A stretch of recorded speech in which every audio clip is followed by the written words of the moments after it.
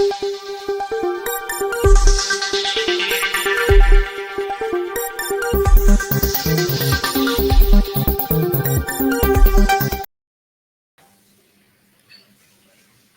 राम। सिंधु जल समझौता, जिसको अंग्रेजी में इंडस वाटर ट्रीटी कहते हैं, उस पर भारत में चर्चा भी नहीं होती थी। और चर्चा यूं भी नहीं होती थी कि अरे ये क्या है, ये तो ठीक है, एक समझौता हुआ है। यहाँ तक कि भारत के लोगों के मन में तो ये भी डाल दिया गया था कि अरे इससे होगा क्या, हम पानी तो इस्तेमाल कर ही नहीं पाते हैं। जो भी विशेषज्ञ लोग थे, जो भी जानकार लोग कहे जाते थे, वो हर कोई बताता था कि अरे हम तो 20% ही उपयोग कर पाते हैं, हम तो पानी उपयोग कर ही नहीं पाते।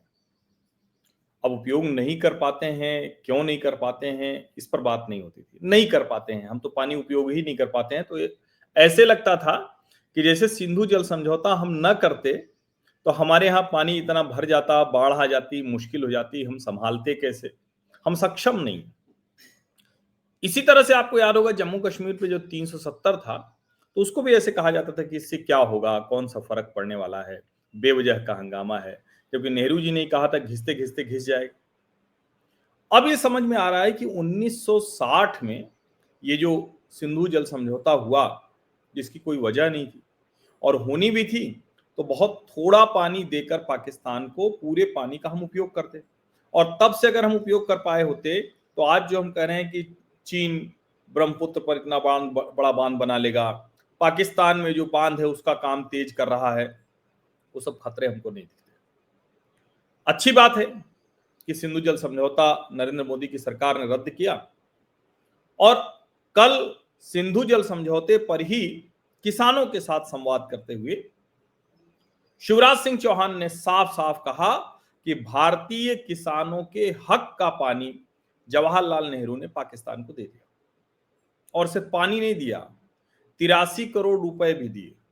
अब ये भी थोड़ा न समझ में आने वाली बात है। पानी दिया तो दिया, 83 करोड़ रुपए भी दिया, और वो 83 करोड़ आज के समय में अगर कहें तो 5,500 करोड़ के बराबर है।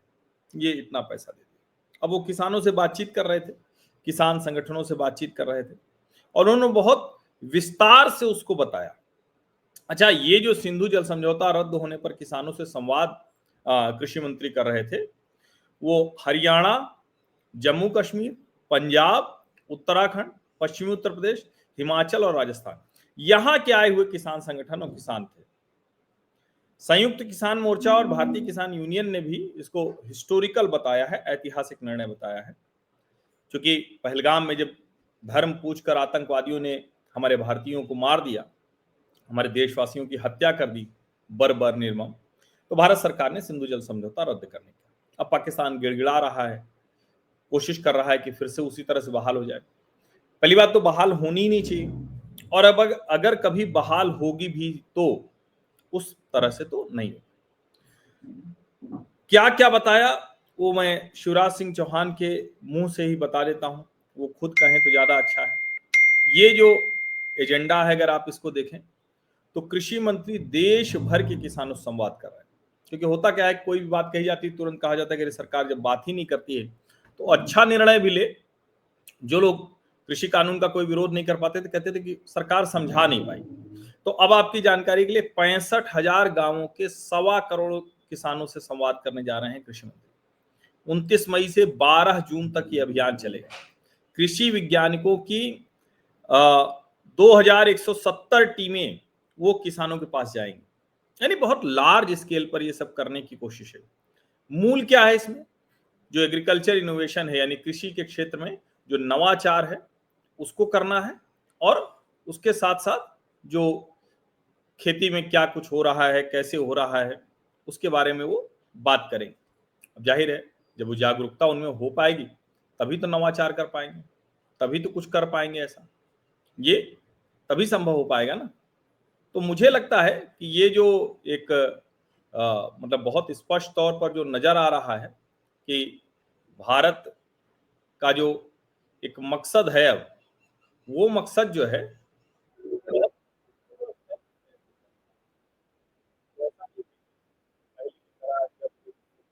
वो कर दिया, ऐसा नहीं होने वाला है। अब ये मैंने कहा कि उनके मुंह से सुनाता हूं, तो खुद शिवराज सिंह चौहान ने क्या कहा है वो मैं आपको सुनाता हूं। ये वो किसानों से संवाद, सिंधु जल संधि के संबंध में ऐतिहासिक निर्णय पर संवाद। ये बहुत जरूरी था और ये अच्छा है कि सरकार ने इसे किया। ये कई बार लगता है ना कि सरकार किस तरह से इन कामों को करे, तो भाई सरकार को किसानों के बीच में, किसानों से जो बातचीत करनी है उसको बताना है। तो वो कैसे बताना है, आपको उनको बुलाना है, आपको उनसे बात करनी है। और अलग अलग जितने भी नेता थे किसान संगठनों के, वो सब आए थे ये सिंधु जल समझौते के संबंध में। अब लेकिन मैं आपको वो दिखा देता हूं जो एक, ये देखिए ये सब है, ये उसी सिंधु जल संधि के संबंध में ऐतिहासिक निर्णय लेने वाला ये जो, तो ये देश भर से आए हुए किसान थे, विशेष करके उन राज्यों को जो मैंने आपको बताया। ये देखिए ये सब है, जरूरत पड़ी तो खून की अंतिम बूंद दे देंगे, लेकिन भारत माता का सिर नहीं झुकने देंगे। ठीक है, किसानों के लिए दिल के और घर के दरवाजे हमेशा खुले हैं। लेकिन मैं आपको वो दिखाता हूं, सारी संभावनाओं पर विचार करके कैसे भारत के किसानों के हित में इस पानी का उपयोग किया जाए, उसकी योजना बनाई जाएगी। ठीक है, अब मूल पर आते हैं। भारत के जल विशेषज्ञों ने सिंधु जल संधि का विरोध किया, किंतु नेहरू जी के दखल के बाद विवश होना पड़ा। शिवराज जी कह रहे हैं कि आदरणीय प्रधानमंत्री श्री नरेंद्र मोदी जी ने इस ऐतिहासिक अन्याय को समाप्त किया। अभी पूरा सुन लेना चाहिए, ज्यादा बड़ा नहीं, सुन लेते हैं। जब भारत और पाकिस्तान के प्रतिनिधियों में बात चल रही थी तो भारत के जल विशेषज्ञ प्रतिनिधियों ने विरोध किया, लेकिन पंडित नेहरू जी ने दखल दिया और यह समझौता करने पर विवश किया कि नहीं समझौता करो। अटल जी ने 1960 में संसद में भाषण दिया था। मैं पत्रकार मित्रों को कहना चाहता हूं, लोकसभा की डिबेट के सेकंड सीरीज के खंड 48 के पेज नंबर 3165 से लेके 3240 पर ये लेख अभी भी भाषण प्रकाशित हुआ उनका, जिसमें अटल जी ने विरोध किया और कहा कि ये नहीं होना चाहिए था। विशेषज्ञ प्रतिनिधियों ने ये बात कही है, लेकिन इसके बाद भी ये समझौता किया गया। अगर उस समय चाहते तो पाकिस्तान को कम पानी देके भी तैयार कर लेते।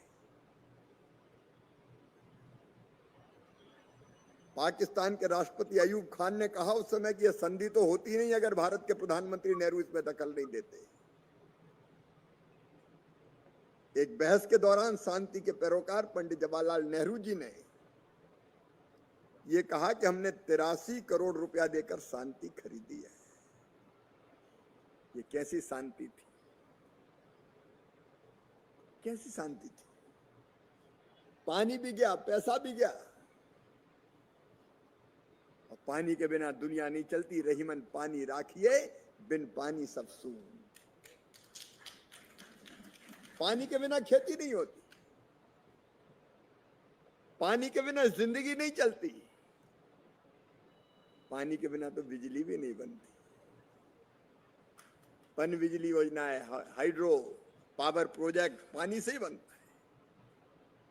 उस समय द हिंदू अखबार ने लिखा था, नई दिल्ली को याद होगा कि पिछले सालों में बातचीत के दौरान भारत किस तरह कदम दर कदम रियायतें देता रहा, और हिंदू ने आगे लिखा कि विभाजन के समय ही भारत का दुर्भाग्य रहा है और अब सिंधु नदी का बड़ा हिस्सा पाकिस्तान को मिल गया है। टाइम्स ऑफ इंडिया ने संपादकीय में लिखा था कि विवाद के लगभग हर बड़े बिंदु पर भारत ने अपने हितों की कीमत पर पाकिस्तान की इच्छाओं के सामने घुटने टेक दिए। तो उस समय लिखा गया, मैं मेरी बात नहीं कह रहा,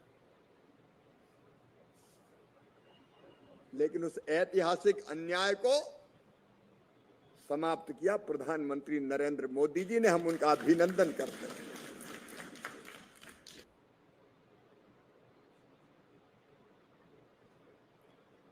अब अक्सर बात होती है तो कांग्रेस के लोग नाराज हो जाते हैं, गुस्से में आ जाते हैं कि हर बात में नेहरू को खींच लाते हो। नेहरू जी इतने उदार थे कि संयुक्त राष्ट्र सुरक्षा परिषद में स्थायी सदस्यता दे दी चीन को। नेहरू जी इतने उदार थे कि चीन हमारी जमीन पर कब्जा करता रहा, हम उसको वापस न ले पाए। आज तो नरेंद्र मोदी पर इतना दबाव है ना कि अगर चीन अंदर आएगा, एलएसी को पार करेगा, तो उसको वापस जाना पड़ेगा। हमने देखा, गलवान में देखा, डोकलाम में देखा, तो मोदी जी के समय तो ये हो रहा है। अब नेहरू जी 370 लगाए रहे, घिसते घिसते घिस जाएगा, कहेंगे नेहरू को मत लाइए। ये सिंधु जल समझौता उन्होंने किया, कोई भी कहेगा नेहरू को मत लाइए। सवाल यहाँ ये है कि जो अटल बिहारी वाजपेयी का संसद का भाषण है, जिसका जिक्र शिवराज सिंह चौहान कर रहे हैं, उस वक्त के अखबारों में जो कुछ छपा उसका जिक्र कर रहे हैं, लेकिन हमारे देश में मानस कैसा बना दिया गया कि अरे कुछ नहीं होता इससे, सिंधु जल समझौते से होगा क्या, कुछ तो नहीं होने वाला है, हम तो कुछ कर ही नहीं पाते हैं। अब समझ में आ रहा है कि अगर हम उसका उपयोग कर पाए, 3-4 बांध बन रहे हैं नए, हम बिजली परियोजनाएं चला पाए, तो देश के लिए जम्मू कश्मीर बिजली देने वाला, बिजली प्रदाता बन जाएगा। इतना बड़ा वो काम कर सकता है, राज्य की अर्थव्यवस्था बदल सकती है, देश की अर्थव्यवस्था में योगदान हो सकता है, और पाकिस्तान को right time cut to size भी किया जा सकता है। लेकिन देखिए कैसे हम भारतीयों के मन में भर दिया गया कि अरे कोई दिक्कत ही नहीं। आज शिवराज सिंह चौहान जब कह रहे हैं कि भारतीय किसानों के हक का पानी नेहरू ने पाकिस्तान को दिया, तो जरा इसको समझिए। हम फिर कह रहे हैं हमारे पास सब कुछ है, हम उसको सहेज नहीं पाए, सजो नहीं पाए। हम चीन के मुकाबले चल नहीं पाए, चीन से आगे हम थे, लेकिन 80 के दशक से जब चीन आगे जाना शुरू हुआ तो हम पिछड़ते चले गए। हम एक समाजवाद टाइप का जो फर्जीवाड़ा था, कम्युनिज्म टाइप का, साम्यवाद का जो फर्जीवाड़ा था, उसने हमारे देश को बहुत पीछे किया। जिस चीन को लेकर सब कहते हैं चीन तो विशुद्ध पूंजीवादी देश हो गया, और हम ये नहीं कह रहे कि भारत को पूंजीवादी बनाना है, भारत को भारत बनाना है, लेकिन श्रम का, उद्यम का सम्मान तो करने दो। श्रम उद्यम को आपने गाली बना दिया, इसीलिए ये सब होता रहा, इसीलिए समाजवादी नीतियां चलती रही, इसीलिए इस तरह का उदारता जिससे देश का नुकसान होता रहा वो चलता रहा। ऐसी उदारता कुछ काम किया, और अगर ये करके, पानी देके, पैसा देके, शांति खरीदने की बात करके आतंकवाद खरीद लिया, तो फिर नेहरू जी काहे के स्टेट्समैन भैया? फिर भी स्टेट्समैन बताते रहे।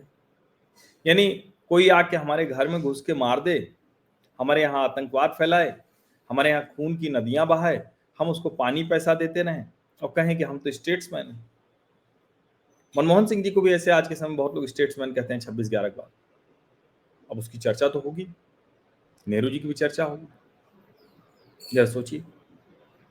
इसीलिए मैं कह रहा हूं कि बहुत से संदर्भ हैं जो लोगों के ध्यान में नहीं रहते। 1960 की जो ये इंडस वाटर ट्रीटी है वो भी ऐसी, सिंधु जल समझौता जो, और 1971 की युद्ध की बात होती तो भारतीय सेनाएं सब जीती और इंदिरा जी टेबल पर सब हार गए। क्या हुआ? अपने जो युद्धबंदी थे भारतीय, उनको तक को नहीं ला पाए, और 93,000 छोड़ दिया पाकिस्तान के युद्ध। छोड़ दिया तो छोड़ दिया, उनको रखना भी नहीं था, लेकिन कम से कम कुछ तो पीओके का हिस्सा आया होता। और जवाहरलाल नेहरू, इंदिरा गांधी ने कभी क्या कोई हिस्सा वापस लेने की कोई कोशिश भी की? नहीं की। मनमोहन सिंह तक नहीं हुई, जो चला जाता चला जाता। अब भारत सरकार ने कोशिश की, अब चीन ऐसी हरकत करता है, पाकिस्तान ऐसी हरकत करता है, तो हम उसका जवाब देते हैं। पहले ये नहीं कर पाते थे, तो बहुत कुछ बदल रहा है। जैसे कहते हैं ना, हम लोग अक्सर कहते हैं गंगा में बड़ा पानी बह गया है, हम लोग गंगा किनारे वाले, तो ऐसे ही सिंधु में भी बहुत पानी, और सिंधु का बहुत पानी बह गया है। हमारे देश के नेताओं का पानी उतर जाना, वो तो मान लीजिए कि अलग ही बात है। बहुत से नेताओं का पानी उतर गया, वो मानने को तैयार नहीं। इसीलिए जरूरी है कि हम लोगों को संदर्भ के साथ पुराने घटनाक्रम भी ध्यान में रहे।